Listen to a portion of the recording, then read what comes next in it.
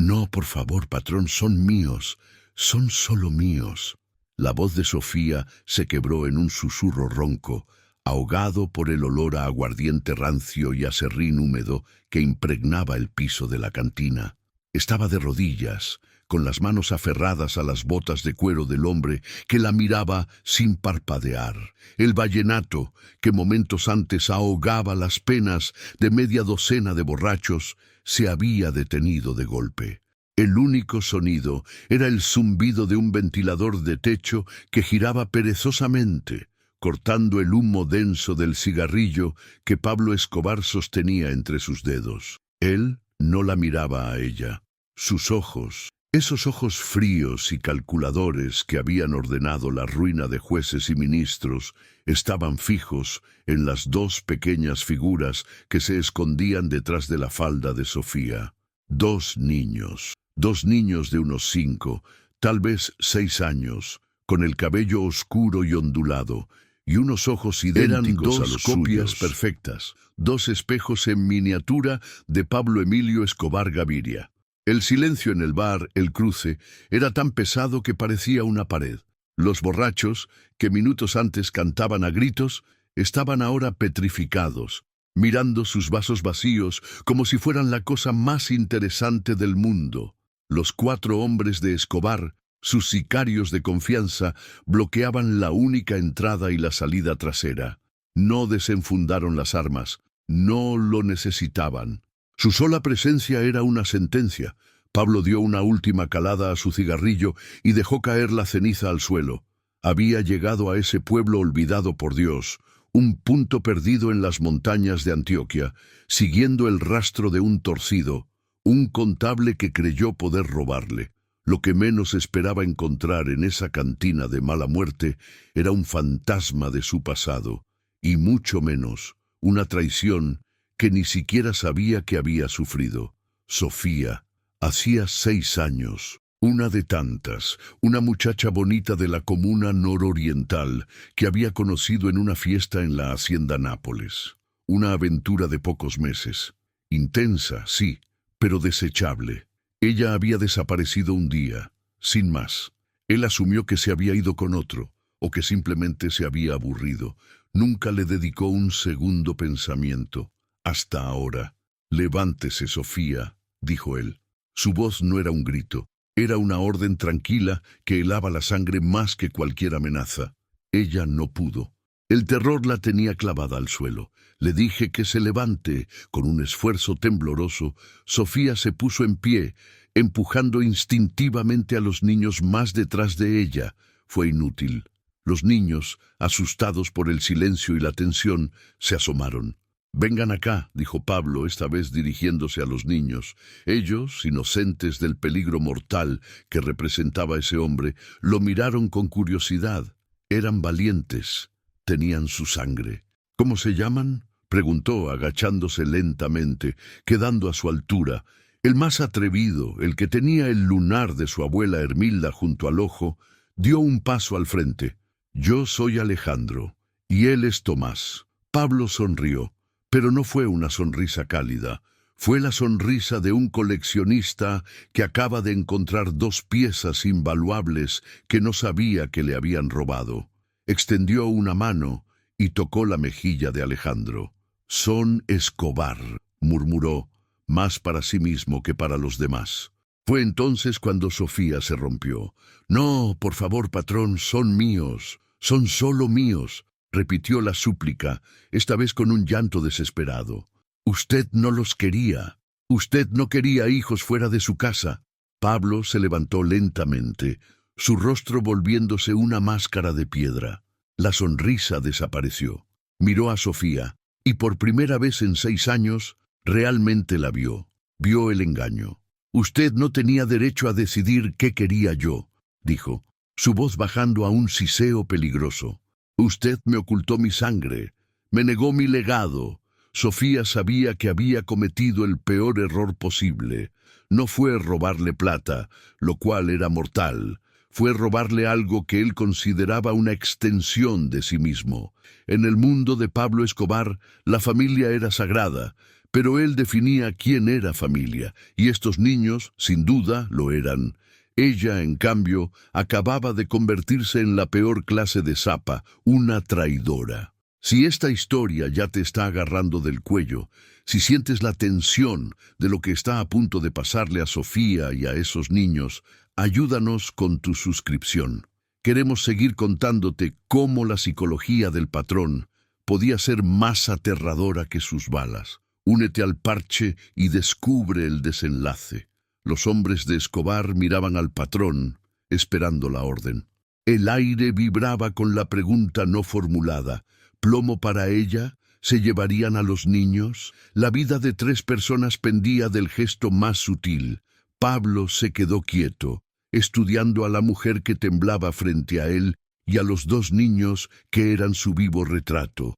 El destino de todos ellos se estaba decidiendo en el cálculo frío que ocurría detrás de esos ojos oscuros. Finalmente, Pablo se giró hacia el Chopo, su jefe de seguridad, un hombre que rara vez hablaba, pero cuya mirada bastaba para desarmar a un berraco.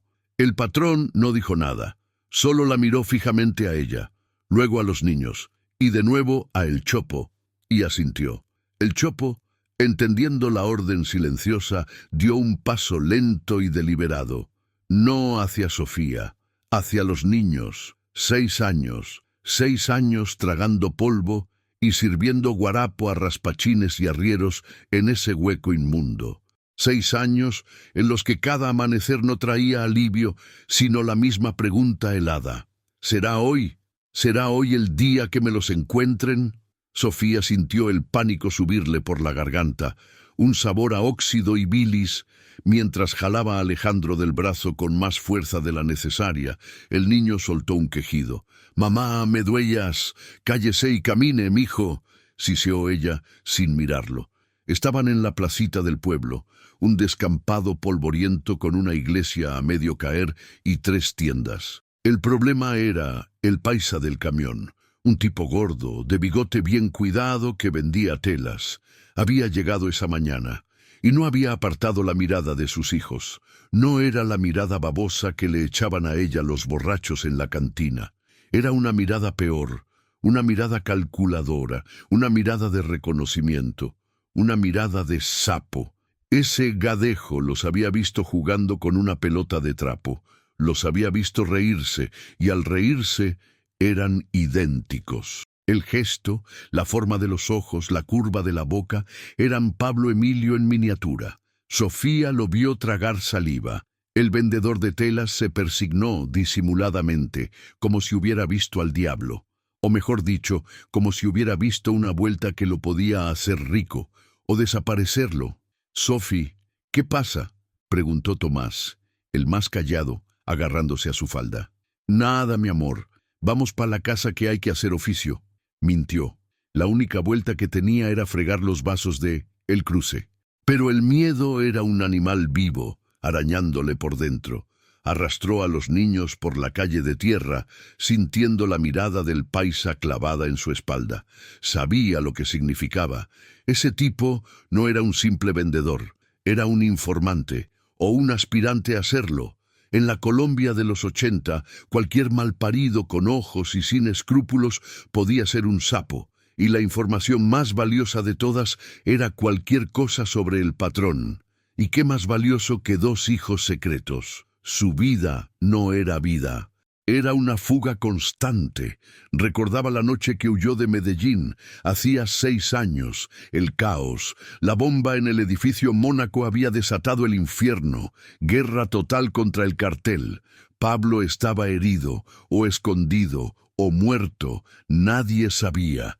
Ella, con 6 meses de un embarazo que la estaba matando de miedo, había ido a un médico en un barrio de invasión. El viejo la miró por encima de los lentes después de la ecografía. «Mija», le dijo, «usted no solo está preñada, usted va a tener gemelos». «¿Gemelos?». El terror la paralizó. Un hijo de Escobar era un problema. 2 era una sentencia. Si él lo sabía, la encerraría en una finca de oro, pero la volvería su propiedad para siempre, un vientre más de su zoológico personal. Y si sus enemigos lo sabían, usarían a esos niños para hacerle llegar el peor mensaje. No tuvo opción. Esa misma noche, con el eco de las sirenas llenando la ciudad, cogió un bus lechero. Sin plata, sin ropa, solo con el terror y 2 vidas creciendo dentro.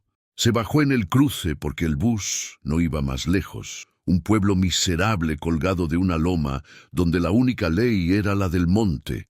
Perfecto para esconderse. Pero la sangre es terca. Los primeros años fueron de un pánico sordo. Cada vez que los bañaba, cada vez que les daba la comida, veía esos rasgos formándose. El cabello ondulado, los ojos oscuros y penetrantes. La terquedad. Eran berracos desde chiquitos, mandones como él. Eran su orgullo y su condena. Los amaba con una ferocidad que le dolía en el pecho. Pero cada día ese amor se sentía más como el nudo de una soga. Intentó esconderlos. Los mantenía en el cuartucho detrás de la cantina. Pero eran niños. Querían correr, patear una pelota. Y el pueblo, aunque miserable, no era ciego. «Oiga, doña Sofía», le había dicho una vez la vieja de la tienda, «sus muchachitos se dan un aire a...». Sofía la cortó en seco. «A mi abuelo que en paz descanse», salió respondón el viejo. Pero el miedo ya estaba sembrado. La gente murmuraba de dónde había salido esa mujer tan bonita, sola, con 2 gemelos idénticos. Aquí nadie guardaba secretos. Y ahora, el paisa de las telas. Llegó a la cantina y metió a los niños al cuarto de un empujón. «¡No salgan! ¡No salgan! ¿Me oyeron? ¡Jueguen aquí callados!». Su corazón era un tambor desbocado. Tenía que irse. Ya. ¿Pero a dónde? No tenía un peso. El camello en la cantina apenas le daba para la sopa de los niños. Estaba atrapada. La injusticia de su situación la golpeó con la fuerza de un puño. Ella no había pedido esto. Fue una noche de copas, una noche de poder y peligro en Nápoles. Una noche que ahora le costaba la vida. Miró por la rendija de la ventana. El camión de tela seguía parqueado en la plaza. El paisa gordo no estaba a la vista. Estaría buscando un teléfono. Estaría haciendo la llamada que sellaría su destino. La adrenalina le dio un impulso de furia. ¡Qué gonorrea de vida! No se iba a dejar joder. No sin pelear. Empezó a buscar un trapo viejo para amarrar la poca ropa que tenían. Un par de camisas, los zapatos rotos de Tomás. No era nada. Era huir de la nada hacia la nada. Pero tenía que hacerlo. Mientras hurgaba debajo del catre, sus dedos tocaron el metal frío de la peinilla que guardaba para los borrachos atrevidos. No, eso no serviría de nada contra la gente que ese sapo podía mandar. Escuchó el motor de un carro, no el traqueteo del camión de telas. Un motor más fino, más potente. Un motor que no pertenecía a ese pueblo. Su sangre se congeló, se asomó con pavor. Un campero Toyota nuevo, color vino tinto, de vidrios polarizados, subía lentamente por la calle principal. Se detuvo justo al lado del camión de telas. El paisa salió de la tienda de abarrotes, secándose el sudor con un pañuelo, y se acercó a la ventana del campero, encorvándose con una sonrisa servil. La ventana bajó. Sofía no podía ver quién estaba dentro, pero vio la mano del paisa gordo señalar. Señalaba directamente hacia la cantina, el cruce. Ya no había tiempo de huir, la trampa se había cerrado. El corazón de Sofía dio un vuelco tan violento que creyó que se le saldría por la boca. Vio al paisa gordo del camión hacer una reverencia servil al campero y luego, con una agilidad sorprendente para su tamaño, montarse en su propio vehículo y largarse del pueblo, levantando una nube de polvo. El sapo había cantado. Había vendido su alma por unas monedas, o quizás solo por salvar el pellejo. El Toyota color vino tinto se quedó quieto en la plaza, un depredador metálico e inmóvil bajo el solazo de mediodía. «¡Pa dentro, pa dentro!», gritó Sofía, empujando a los niños hacia el cuartucho trasero. «Debajo de la cama, ya, y ni un solo ruido, ¿me oyeron?». Alejandro y Tomás, con los ojos anchos por el pánico en la voz de su madre, se arrastraron bajo el catre de madera entre cajas vacías de cerveza y trapos viejos. El corazón les latía al unísono, un tambor sordo contra el piso de tierra.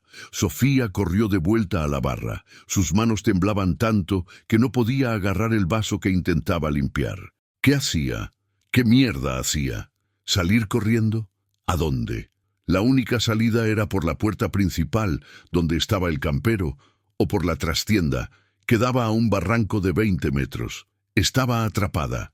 La cantina El Cruce se había convertido en su tumba. Escuchó el sonido seco de 2 puertas de carro cerrándose. Se asomó por la rendija de la puerta. 2 hombres. No eran los raspachines habituales. Vestían jeans limpios, camisas de marca y cadenas de oro que brillaban con malicia.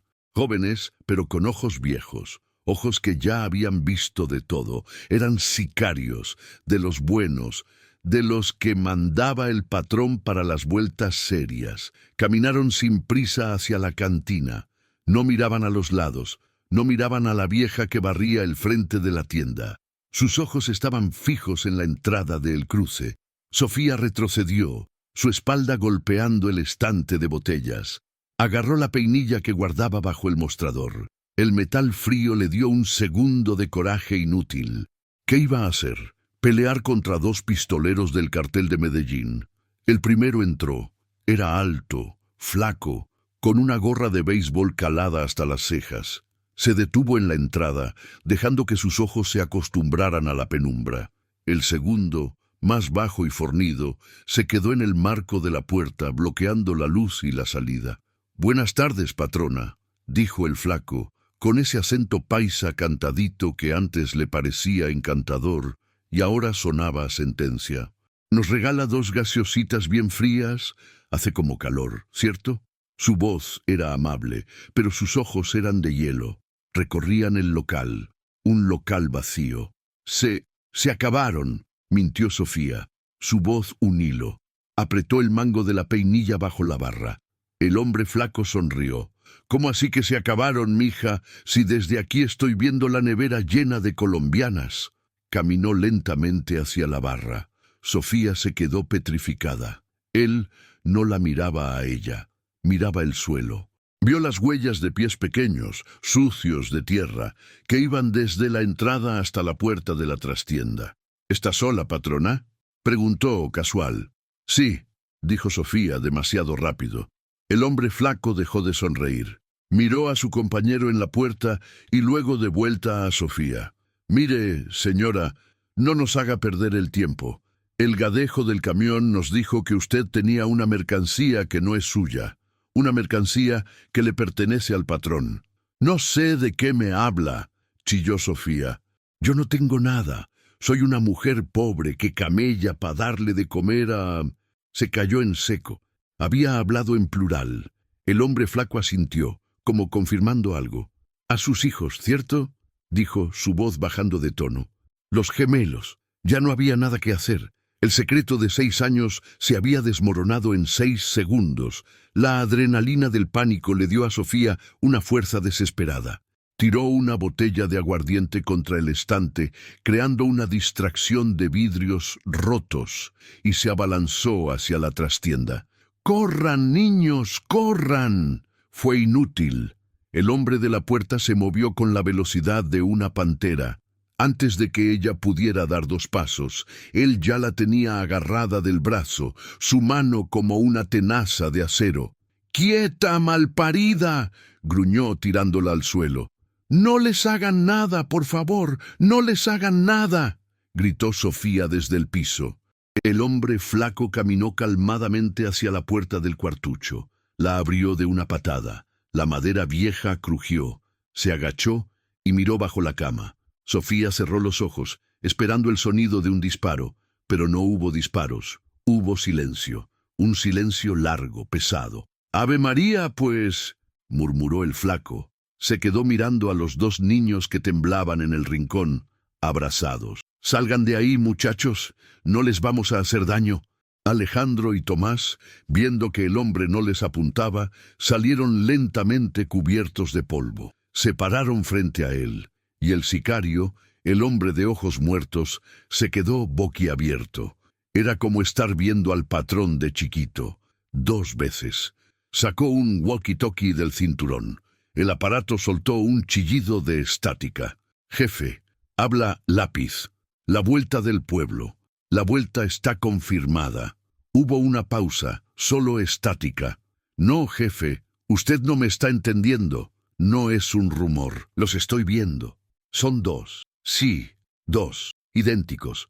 La sangre es la sangre». El sicario escuchó la respuesta. Su rostro se puso serio. «Entendido. Fuerte y claro. Aquí nos quedamos. Nadie entra.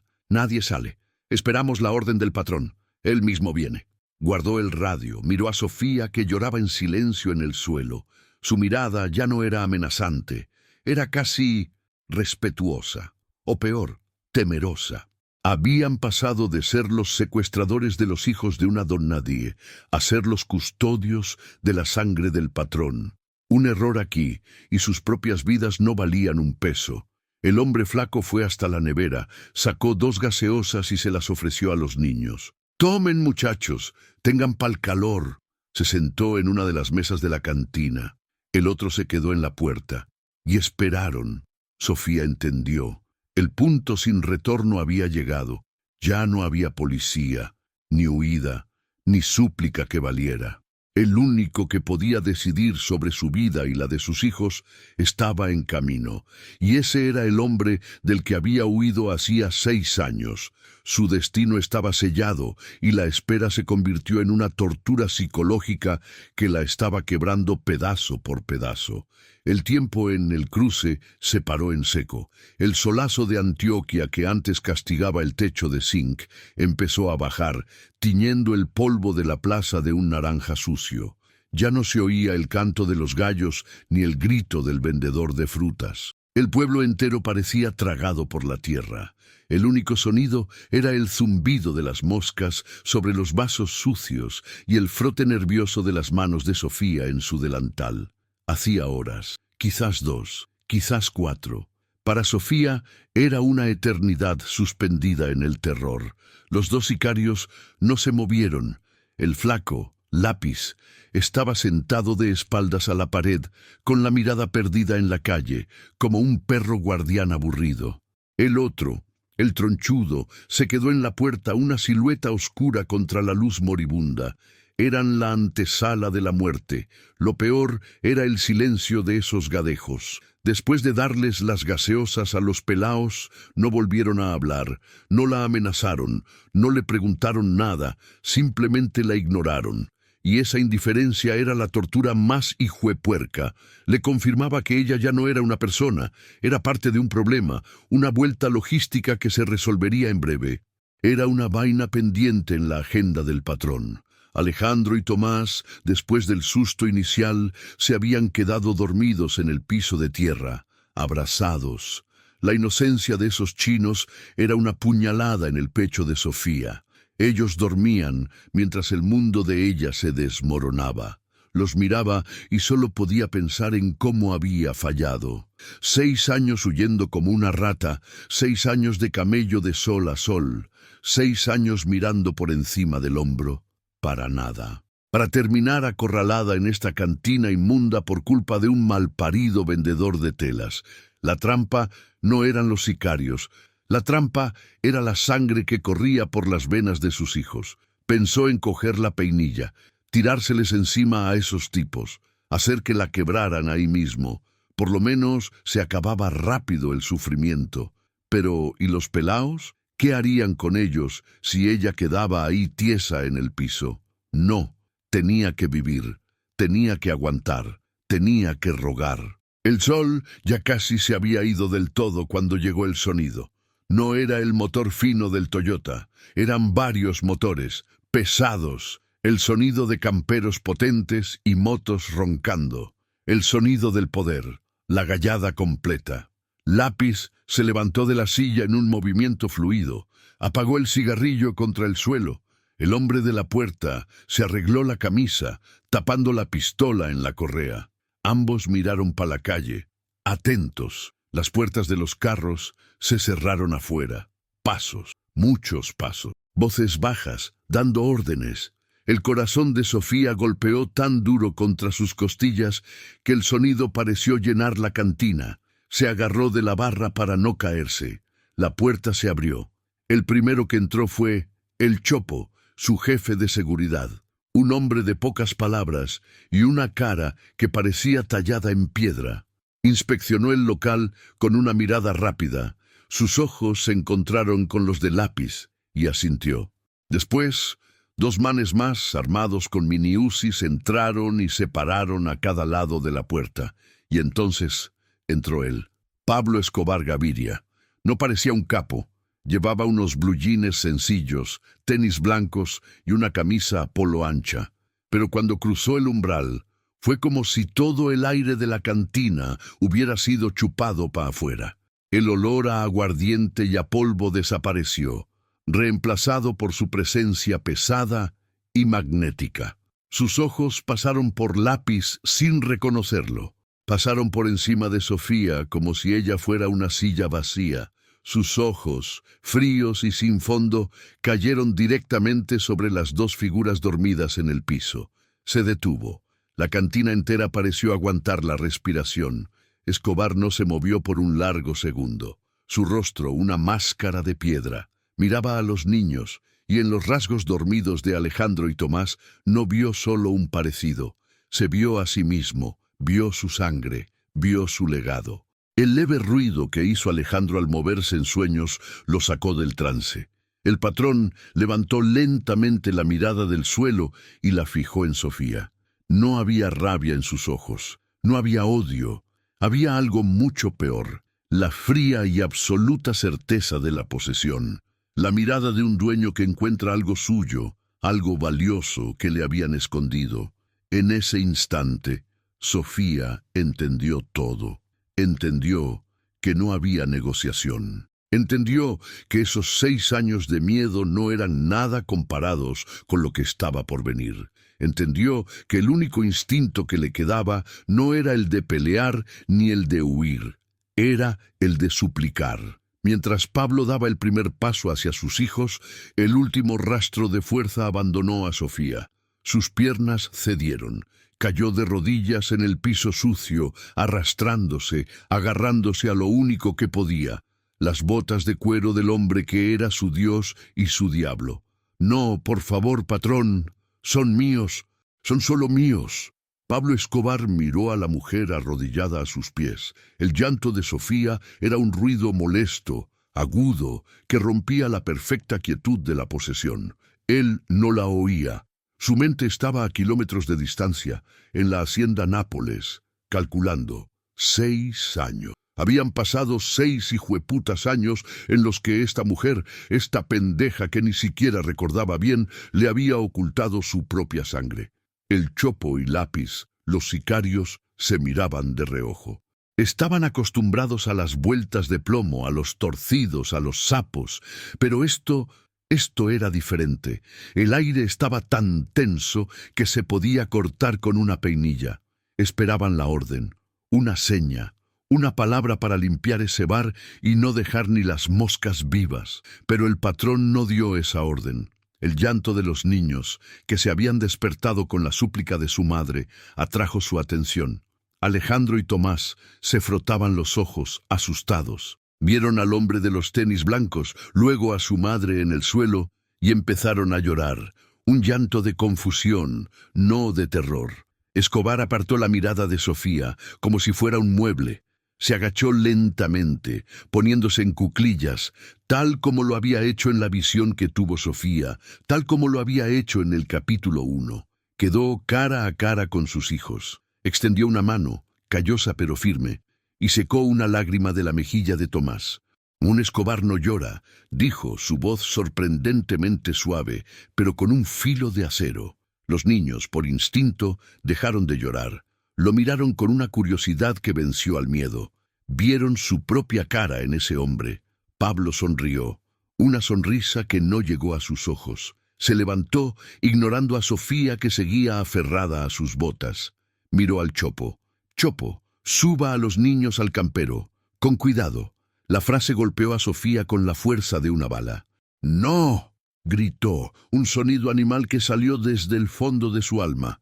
Se abalanzó hacia adelante, tratando de interponerse entre los hombres y sus hijos. «No, patrón, por favor, son míos, yo los parí». El chopo no la tocó. Simplemente se paró frente a ella, un muro de carne y músculo. «Quieta, señora». Lápiz, el sicario flaco, se acercó a los niños con una amabilidad ensayada. «Vengan, muchachos, vamos a dar un paseo con su papá». «Papá», repitió Alejandro, la palabra nueva en su boca. «Él no es su papá», gritó Sofía desesperada. «Es el diablo». Pablo soltó una risa seca, sin humor. Se acercó a ella, que ahora era sostenida por el chopo. «Levántela», ordenó. El chopo la puso en pie de un tirón. Estaba temblando, rota. «Míreme, Sofía», dijo Escobar, su voz tranquila, casi pedagógica, y eso era lo más aterrador. Ella levantó la mirada, sus ojos inundados de pánico. «Usted me hizo una vuelta muy berraca. Yo tenía miedo, patrón, miedo por ellos, sus enemigos». «Es silencio», la cortó él. «Usted no tiene derecho a tener miedo con lo mío. Usted no tiene derecho a nada. ¿Usted cree que yo la voy a matar?» Sofía asintió, incapaz de hablar. Él negó con la cabeza, disfrutando el momento. «No, mija. ¿Qué gadejo tan fácil sería ese? El plomo es un regalo, es rápido. Usted no se merece nada rápido». Los niños ya estaban siendo guiados hacia la puerta. Tomás miró hacia atrás, su labio temblando. «¿Ah, mami?» «Usted me robó 6 años», continuó Pablo, su voz bajando a un susurro que solo ella podía oír, mientras el sonido de las puertas del campero se cerraba afuera. 6 años de verlos crecer, 6 años de ser su papá. Ese tiempo no se paga con plomo. ¿Qué me va a hacer?», sollozó ella. «Aquí vino el plan, la reacción fría, calculada, la verdadera sentencia. Usted se va a quedar aquí, en este hijueputa pueblo, en esta cantina inmunda, y no le va a faltar nada». Dio una seña a uno de los hombres que quedaban en la puerta. El hombre entró con un maletín de cuero, lo puso sobre la barra y lo abrió. Estaba lleno de fajos de billetes, verdes. «Le va a llegar esto mismo, cada mes. Tanta plata que no va a saber en qué mierda gastarla en este hueco. Va a poder comprar el pueblo entero si quiere». Sofía lo miró, sin entender. «¿Plata?» «Pero», dijo él, y su voz se convirtió en hielo puro. «Jamás. ¿Me oye, Sofía? Jamás en su puta vida va a volver a ver a esos niños». El color desapareció del rostro de Sofía. «No, usted va a vivir aquí, ahogada en plata, pero sola, sabiendo que Alejandro y Tomás están en Nápoles, creciendo como príncipes, con toda la plata, todos los juguetes, todos los caballos del mundo. Van a tener la vida que usted les negó, van a ser Escobares, y van a aprender a olvidarla. Van a aprender que su mamá no es más que una zapa que los abandonó». «No, Pablo, no, por favor, eso no. Ese es su castigo, Sofía. No es la muerte, es la vida que usted misma se buscó». Se dio la vuelta. «Vámonos». El convoy de motores arrancó.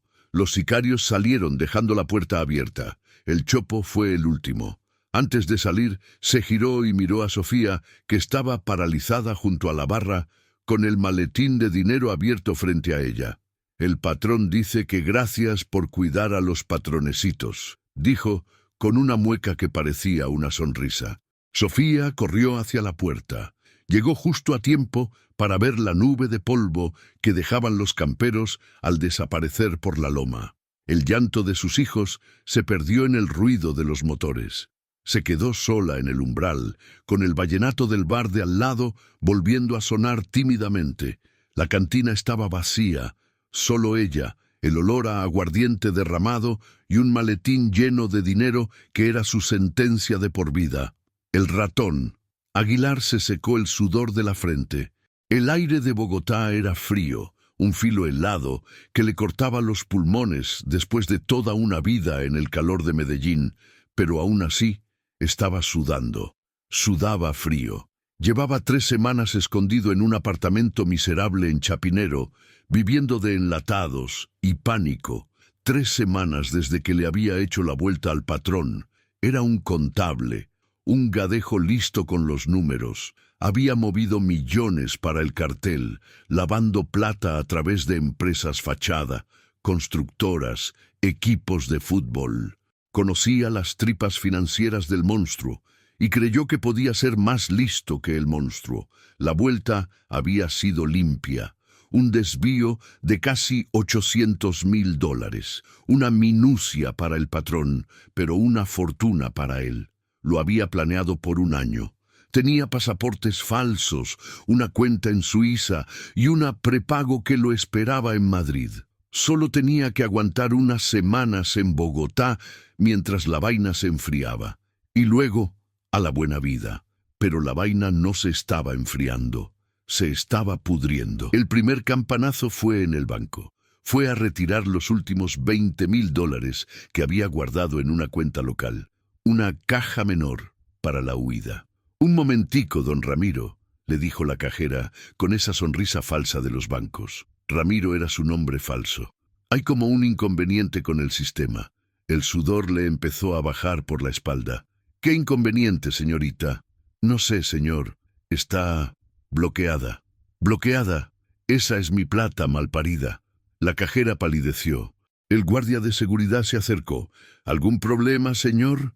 El ratón vio el bolillo del guardia, la pistola en su cadera. Vio al gerente saliendo de la oficina mirándolo fijamente. No eran policías, eran peores, eran empleados, gente normal. Pero, ¿y si no lo eran? ¿Y si el gerente era parche del patrón? ¿Y si la cajera estaba haciendo una llamada por debajo del mostrador? No, ningún problema. ¡Qué gonorrea de sistema! Vuelvo mañana. Masculló y salió del banco casi corriendo. No volvió mañana. Abandonó esa plata. Corrió al apartamento de Chapinero. Tenía que largarse ya. Sacó el pasaporte falso y los $, que guardaba bajo el colchón. Marcó el número de su contacto, el tipo que le había conseguido el apartamento y que debía llevarlo al aeropuerto. El teléfono sonó 1, 2, 10 veces. Nadie contestó. «Conteste, gadejo. Conteste». Nada. Colgó y volvió a marcar. Ocupado. Volvió a marcar. El tono de desconectado. Pum, pum. El corazón le empezó a golpear el pecho. Miró por la ventana del apartamento. Quedaba a un callejón gris. Vio un Renault 12 rojo parqueado al otro lado. Llevaba ahí todo el día. ¿O eran 2 días? No recordaba. Dentro, 2 tipos fumaban.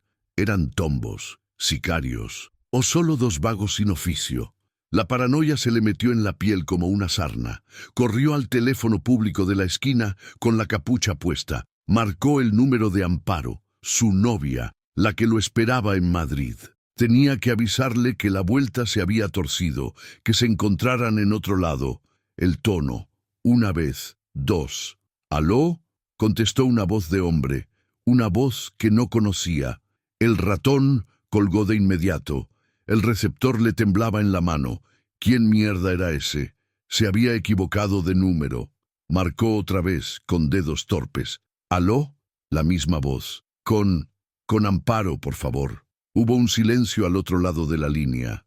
Un silencio pesado, divertido. «¿Amparito?», dijo la voz, arrastrando las palabras. «Uy, parcero, qué pena con usted. Es que Amparito está como ocupada. Se fue de viaje». ¿Qué viaje? ¿A dónde? «Un viaje largo, mijo. Con unos amigos del patrón. Dejaron dicho que si usted llamaba, que muchas gracias por la platica, que les va a servir mucho para las vacaciones». Clic, le colgaron. El ratón.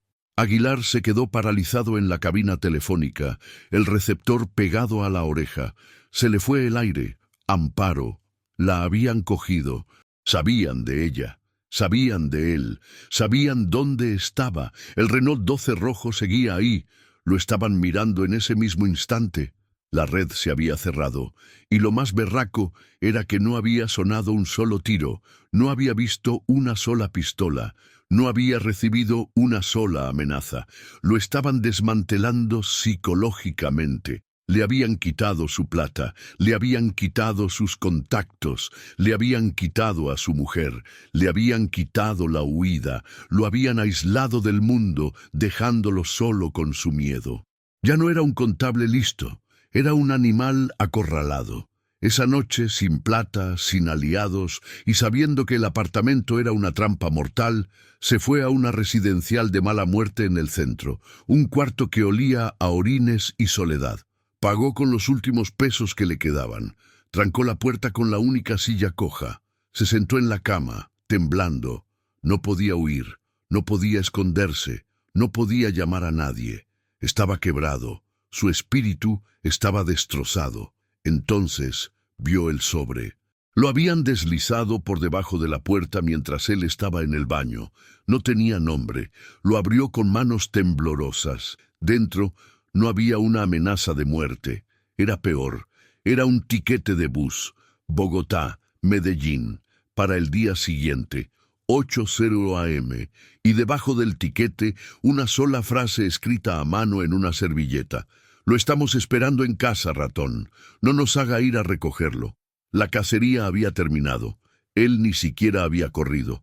El bus entró al terminal del norte de Medellín oliendo a diésel y a vómito. El ratón Aguilar bajó los escalones con las piernas temblando. No había dormido en las 10 horas de viaje desde Bogotá. Cada frenazo, cada retén de la policía, cada vez que un pasajero se levantaba, él saltaba esperando la bala en la nuca. Pero nadie lo tocó. El tiquete era una jaula invisible. Había venido por su propia voluntad a su propio matadero. En la plataforma no había un escuadrón de la muerte.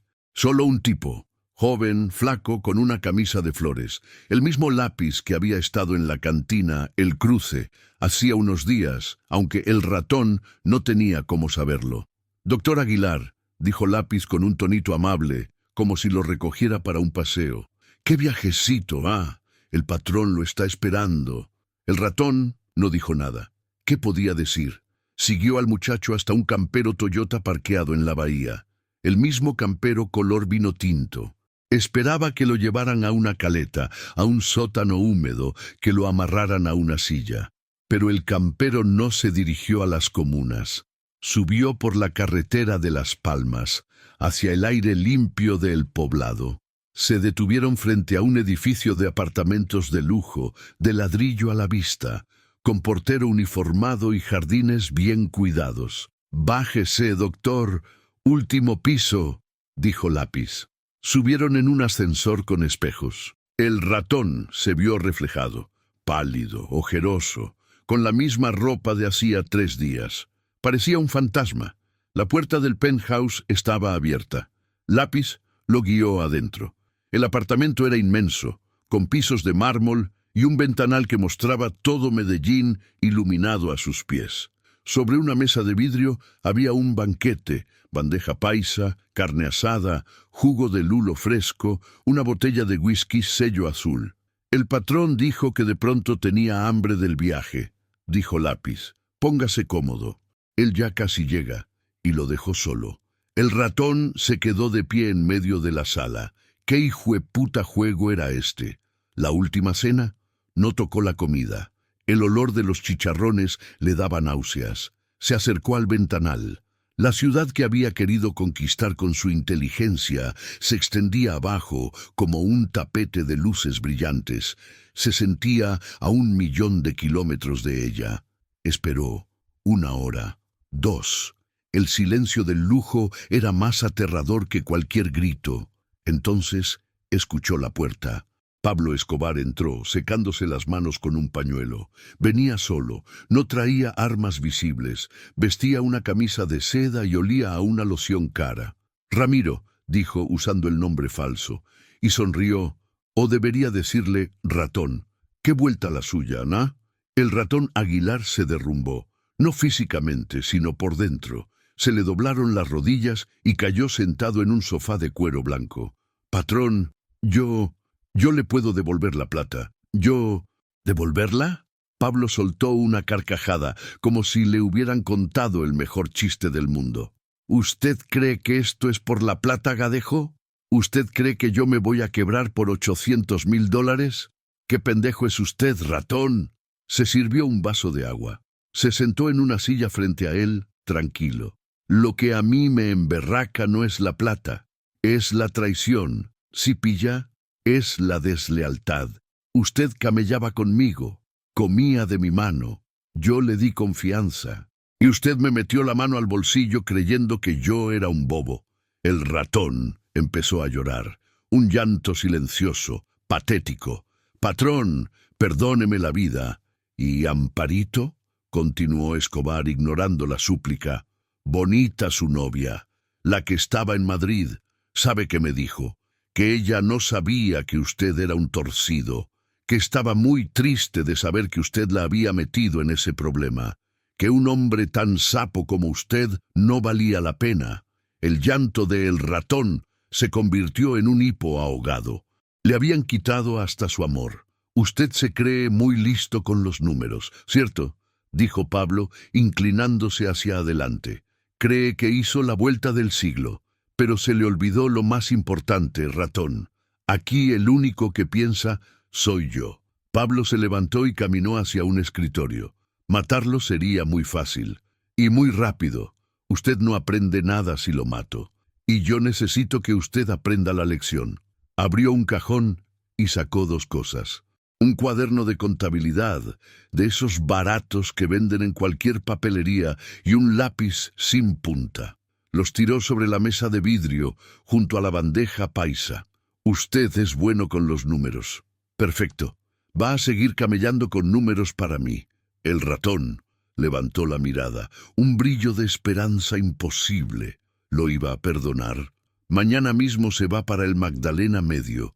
Lo van a llevar a una cocina en la mitad de la selva, un chuzo inmundo, lleno de zancudos y guerrilla. Y usted va a ser el nuevo bodeguero. La esperanza murió. Va a contar cada hijueputa bulto de hoja de coca que entre. Va a contar cada caneca de gasolina y de éter.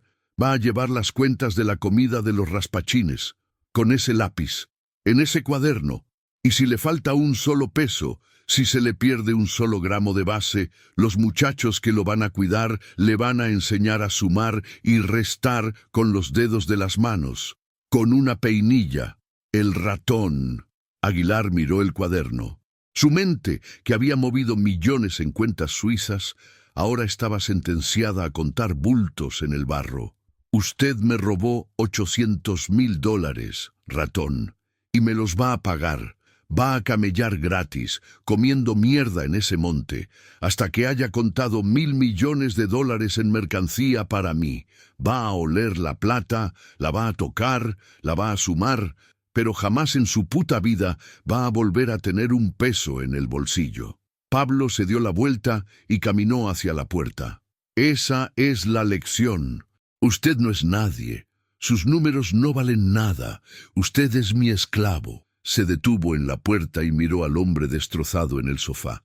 «Ah, y cómase la bandeja paisa, doctorcito. Va a ser la última comida decente que pruebe en muchos, muchos años». La puerta se cerró. El ratón Aguilar se quedó solo en el penthouse de lujo, con Medellín brillando a sus pies, un banquete frente a él y un cuaderno de contabilidad barato, que era su cadena perpetua. La humillación era total. Su espíritu estaba quebrado. El olor fue lo primero que casi lo mata. No era el olor limpio del dinero en una bóveda bancaria, era un olor agrio, químico, una mezcla penetrante de éter, gasolina, hoja de coca pudriéndose y sudor humano rancio. Este era el Magdalena Medio, esta era la cocina. Este era el infierno personal del ratón Aguilar. No era un laboratorio, era un chuzo inmundo, un campamento improvisado bajo el dosel verde y asfixiante de la selva.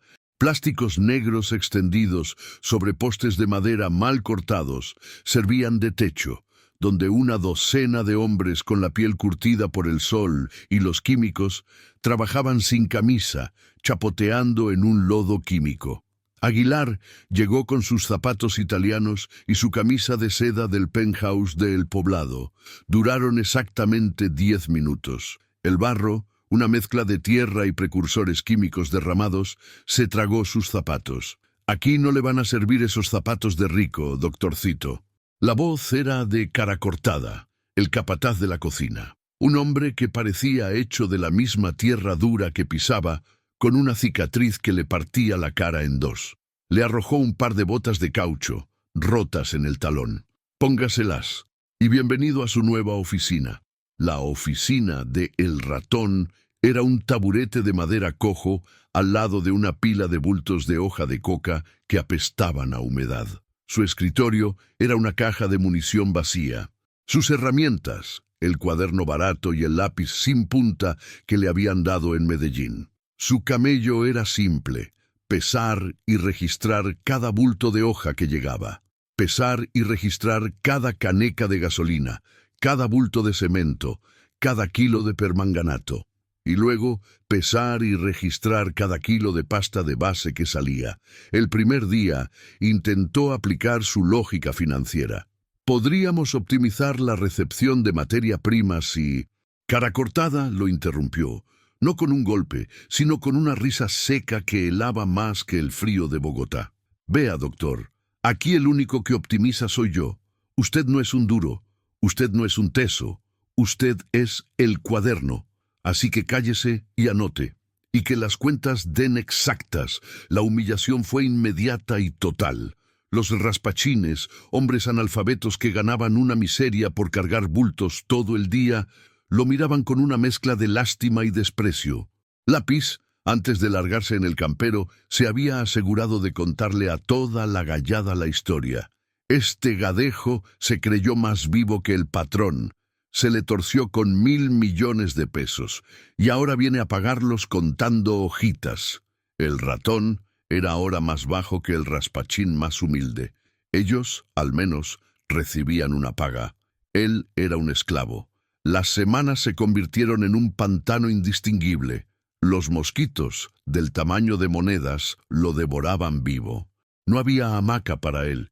Dormía sobre bultos vacíos de cemento, en un rincón donde el olor a éter era tan fuerte que le hacía llorar los ojos. Su cuerpo, acostumbrado al aire acondicionado y a la comida de lujo, colapsó. Le dio la fiebre, paludismo.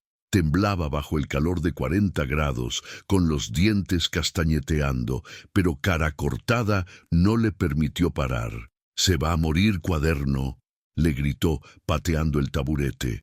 «Muérase, pero después de cerrar las cuentas del día. La vuelta no para por un marica con calentura». Se arrastró de vuelta al taburete, su mano temblando tanto que los números en el cuaderno parecían garabatos de un niño. Su mente, su activo más preciado, la mente que había movido fortunas invisibles por el mundo, ahora luchaba por sumar 14 bultos plan los 21 bultos. Pero la verdadera ruina, la caída definitiva de su espíritu, llegó un mes después. Estaba lloviendo, un aguacero tropical que convertía el campamento en un lodazal. El ratón estaba acurrucado bajo un plástico roto, tratando de proteger el cuaderno, que ya estaba hinchado por la humedad. Las cuentas de ese día no cerraban. Faltaba una caneca de gasolina, 55 galones. Él sabía que no la había robado. Probablemente un raspachín la derramó o la usó para limpiar algo, pero en su libro faltaba. Cuando Cara Cortada revisó el cuaderno esa noche, su dedo se detuvo en la columna de la gasolina. ¿Y esto, cuaderno? Yo no sé, jefe. Debió ser un error, un derrame, tartamudeó Aguilar. Cara Cortada sonrió, mostrando los dientes manchados de tabaco. Sacó la peinilla que siempre llevaba al cinto. No la levantó. Solo empezó a limpiarse las uñas con la punta. «El patrón fue muy claro, ¿cierto?», dijo, en voz baja.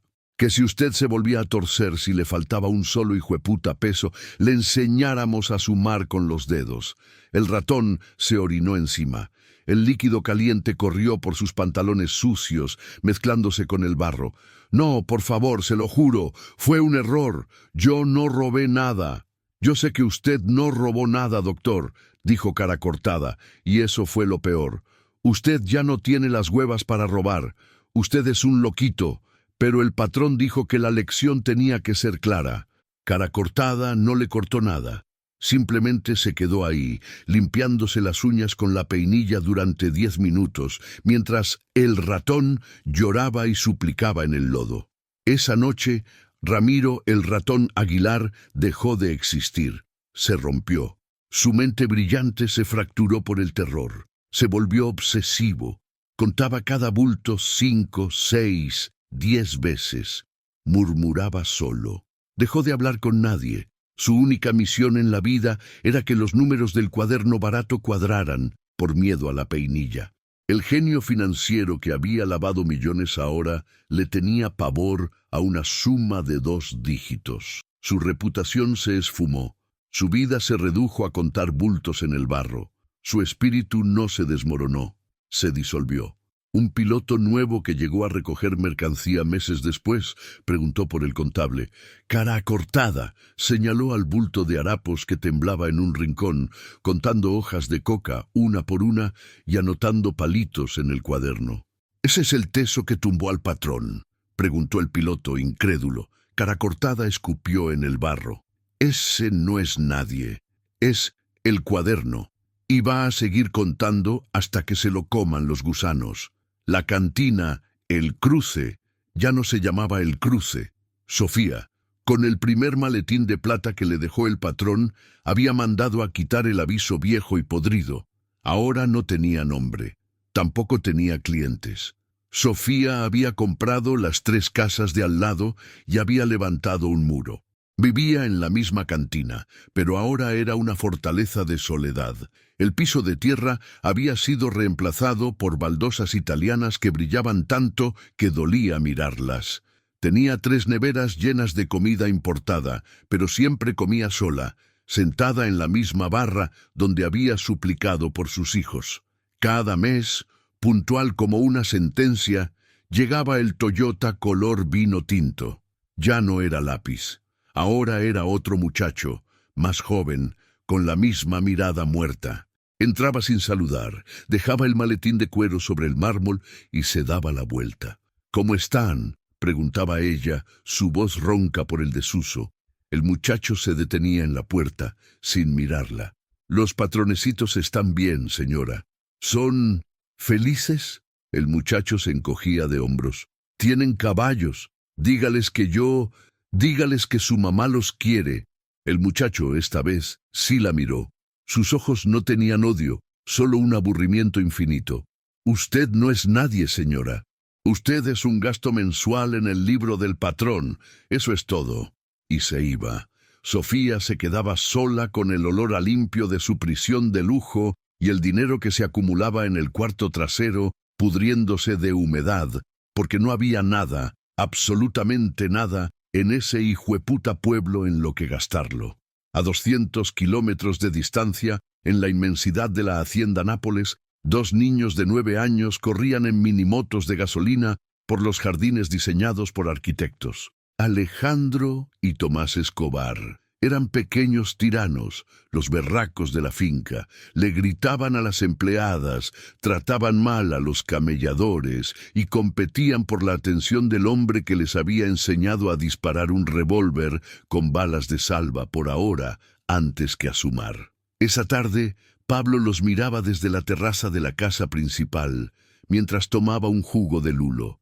Los niños eran idénticos a él, no solo en la cara, sino en los gestos. La misma mirada desafiante, la misma forma de pararse con las manos en la cintura. «Papá, papá, mira», gritó Alejandro. «Voy más rápido que Tomás». «Eso es trampa», gritó Tomás. «Tu moto tiene más gasolina». Pablo sonrió. Su sangre, su legado. Más tarde esa noche, mientras les leía un cuento, una versión adaptada de Al Capone, Tomás, el más callado, preguntó de repente: «Papá, ¿nosotros tuvimos otra mamá?». Pablo dejó de leer. El aire en el cuarto lujoso se puso frío. «¿Por qué pregunta eso, mijo?». «No sé. Anoche soñé con una señora, en un cuarto feo, y olía a polvo». Pablo cerró el libro, puso su mano pesada sobre la cabeza del niño. «Fue una pesadilla, mijo, una gonorrea de sueño, no más. Ustedes solo tienen una mamá, que es su tía Tata, y un papá, que soy yo. Esa señora del sueño, esa no era nadie. Olvídese de eso». Tomás asintió, y en 5 minutos estaba dormido. La sentencia de Pablo Escobar se había cumplido. Había borrado a Sofía del mundo. y ahora la había borrado de la memoria de sus propios hijos. Mientras tanto, en las oficinas de Medellín, en los círculos internos del cartel, la historia del castigo se había convertido en una leyenda de terror. La historia de la traición de la sangre era privada, pero la del torcido se contaba en voz baja como una lección. ¿Usted supo lo de Aguilar?, le preguntó un contable nuevo a otro mientras revisaban una columna de cifras que no cuadraba. ¿Aguilar? El ratón. Un teso, un duro con los números. Le quiso hacer la vuelta al patrón. $800,000. Ucha. ¿Y dónde lo dejaron tirado? El otro contable negó con la cabeza, bajando la voz. Ese es el chisme bueno, parcero. No lo mató. Como que no. Peor. Lo mandó pa'l Magdalena Medio, a una cocina. Dicen que el gadejo está allá, en medio del barro y los zancudos, contando hojas de coca en un cuaderno de niño chiquito. Que el berraco se volvió loco, que ya no sabe ni hablar. ¿Qué le dicen el cuaderno? El contable nuevo palideció. Miró los números que no cuadraban en su propia hoja. Empezó a sudar frío. ¡Qué hijueputa! Así es. El patrón no le quita a uno la vida. Le quita el alma, que es peor. Aquí la plata no se toca. La reputación de Pablo Escobar, el patrón, se solidificó. No era solo un narco que ponía bombas, era un juez que entendía la psicología humana. Sabía que para un traqueto, la muerte era un riesgo del camello. Pero para una madre, el castigo era la soledad, y para un hombre orgulloso de su inteligencia, el castigo era la humillación absoluta. En el mundo de Pablo Escobar, la justicia no era rápida ni limpia, era una condena lenta, diseñada a la medida del traidor. Porque el plomo es olvido, pero la vida a veces es el peor castigo de todos. Esta historia nos demuestra que las peores prisiones no siempre tienen rejas. A veces están hechas de plata, o de miedo, o de un cuaderno de contabilidad en medio de la selva. Si esta vuelta te mantuvo pegado a la silla, si te erizó la piel la forma en que el patrón aplicaba su justicia psicológica, suscríbete a este canal. Queremos seguir contándote las historias que nadie más se atreve. Y déjanos un comentario. Cuéntanos desde qué parche del mundo nos estás viendo.